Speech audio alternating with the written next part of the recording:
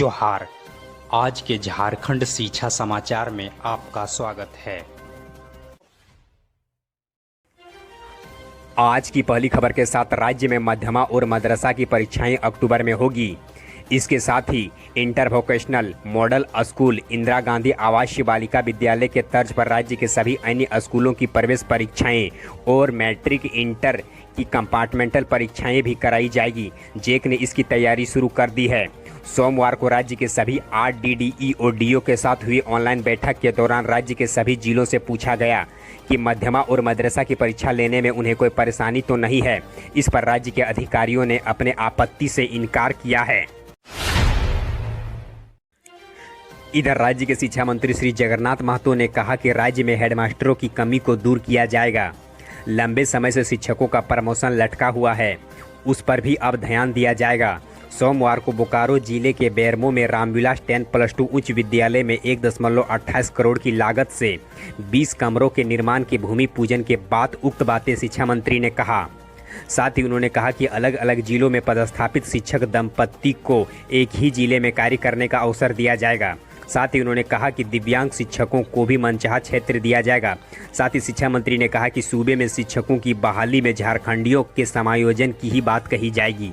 मंत्री ने कहा कि अगर बिहार में केवल बिहारियों की बहाली की बात कही जाती है तो फिर ऐसा झारखंड में करना गलत क्यों। इधर रांची विश्वविद्यालय के सभी मान्यता प्राप्त कॉलेजों के UG आर्ट्स, साइंस और कॉमर्स स्ट्रीम में एडमिशन के लिए 28 अगस्त को चयनित छात्रों की फर्स्ट लिस्ट जारी की गई थी। इसमें 20,000 छात्रों का चयन किया गया था, लेकिन इसमें अभी तक सिर्फ 5,000 छात्रों ने ही एडमिशन लिया है। इसे देखते हुए विश्वविद्यालय प्रशासन ने नामांकन की तिथि को 15 सितंबर तक बढ़ाकर कर दिया है। इधर राज्य में 8वीं बोर्ड परीक्षा 2020 के प्रमाण पत्रों में व्याप्त त्रुटि को दूर करने के लिए सैकड़ों विद्यार्थियों ने झारखंड एकेडमिक काउंसिल यानी जेक को आवेदन दिया है। प्राप्त आवेदन पर विचार के बाद जेक ने राज्य के सभी जिला शिक्षा पदाधिकारी यानी DO को जिला स्तर पर संबंधित विद्यार्थियों के प्रमाण पत्रों में सुधार करने का निर्देश दिया है। जेक के सचिव श्री महीप कुमार सिंह की ओर से लिखे गए पत्र में कहा गया है कि त्रुटि में संशोधन जिला स्तर पर करना सुगम होगा, क्योंकि संशोधन के लिए उपलब्ध कराए गए साक्ष्य की प्रामाणिकता की जांच जिला स्तर पर ही संभव है। इसीलिए 8वीं कक्षा के प्रमाण पत्रों की साक्ष्य आधारित वांछित संशोधन के लिए राज्य के DO को प्राधिकृत किया जाता है।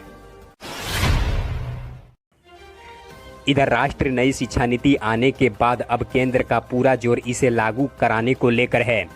PM श्री नरेंद्र मोदी ने सोमवार को इसे लागू कराने को लेकर रोड मैप पेश किया। उन्होंने कहा कि विदेश नीति रक्षा नीति के तरह ही शिक्षा नीति भी देश की होती है, किसी सरकार की नहीं। जिस प्रकार से नीति को लचीलापन के विजन के साथ लाया गया है, उसी तरह से सभी को इसे अमल करने को लेकर लचीलापन दिखाना होगा। इस पर राज्य के मुख्यमंत्री श्री हेमंत सोरेन ने कहा कि केंद्र की नई शिक्षा नीति निजीकरण और व्यापारीकरण को बढ़ावा देने वाली है।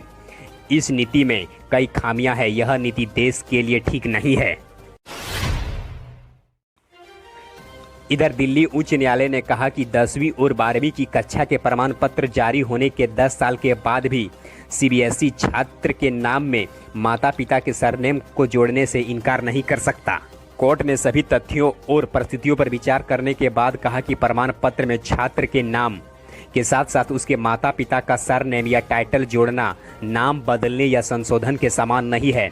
न्यायालय ने कहा कि यह नाम बदलने का मामला नहीं है, बल्कि सिर्फ सरनेम जोड़ने का है, जिसे जोड़ा जा सकता है। इधर गोड्डा के भाजपा सांसद श्री निशिकांत दुबे की शैक्षणिक योग्यता की CBI जांच के लिए झारखंड हाईकोर्ट में जनहित याचिका दायर की गई है। प्रार्थी ने इस मामले पर मुख्य निर्वाचन आयुक्त, दिल्ली यूनिवर्सिटी कुलपति, फैकल्टी ऑफ मैनेजमेंट स्टडीज के निदेशक और श्री निशिकांत दुबे को प्रतिवादी बनाया है। याचिका में कहा गया है कि भाजपा सांसद के MBA की डिग्री CBI जांच कराकर प्राथमिक दर्ज कराई जाए। इधर विश्वविद्यालय, कॉलेजों और उच्च शिक्षण संस्थानों के विद्यार्थियों के लिए केंद्रीय स्कॉलरशिप के पोर्टल को खोल दिया गया है। इसके तहत सत्र 2020-21 के विद्यार्थी 31 अक्टूबर तक अपना आवेदन जमा कर सकते हैं। विश्वविद्यालय, कॉलेज और अन्य शिक्षण संस्थानों के आवेदन पत्रों के वेरिफिकेशन के लिए 15 नवंबर तक का समय दिया गया है। इसके बाद स्टेट एजुकेशन बोर्ड की ओर से 30 नवंबर तक आवेदन पत्रों का सत्यापन किया जाएगा।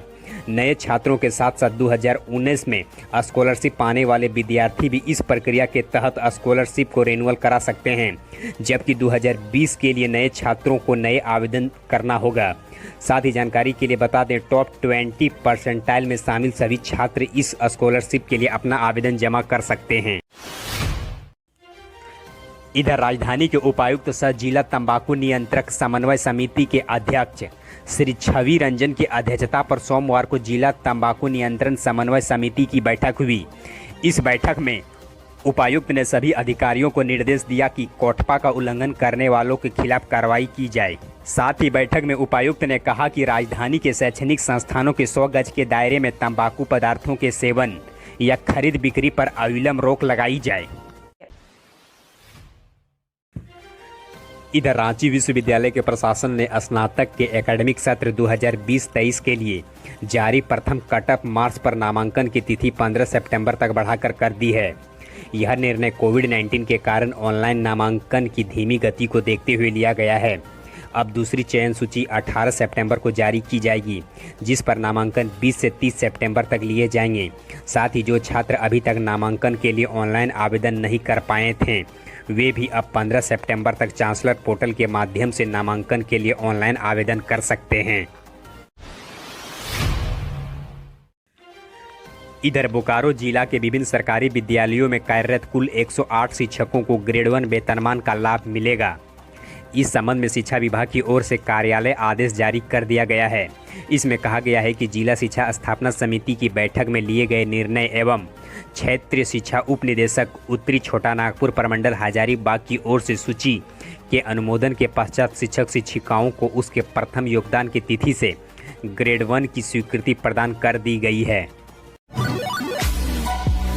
धन्यवाद। यदि आप स्टूडेंट्स हैं तो फिलहाल आप किस परीक्षा की तैयारी कर रहे हैं, और यदि आप शिक्षक या अभिभावक हैं तो आप हमें कमेंट कर बताएं कि आप सरकार से क्या उम्मीद करते हैं, जिसके आधार पर हम आपके लिए अगला अपडेट्स ला सकें। हमारे हौसला को अफजाई के लिए इस वीडियो को लाइक करें और अपने मित्रों के साथ अधिक से अधिक शेयर करें।